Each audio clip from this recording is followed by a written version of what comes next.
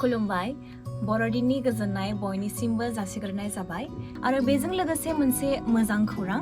K R records इउट्यूब चेनेला मोनसे Laki ड्र contest organise खालामनो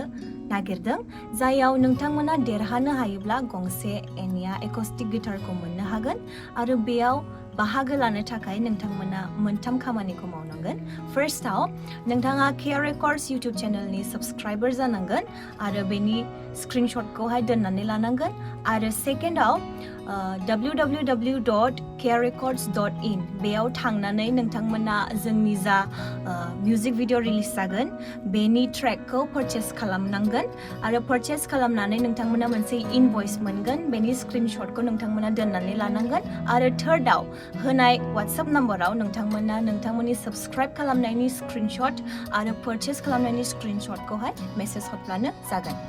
बे कन्टेस्टआ डिसेम्बरनि 12 निफ्राय 30 सिमाव जागोन आरो बेनि गुबै थांखियानो जादों शिलंआव थानाय उटान चाइल्ड डेभेलपमेन्ट प्रजेक्ट जायआ आन्डार प्रिभिलेज्ड चिल्ड्रेनफोरनि थाखाय खामानि मावो आरो नोंथांमोननि पारचेस खालामनाय राङाबो बे प्रजेक्टआवनो हेफाजाब महरै थांगोन। हामबायसै।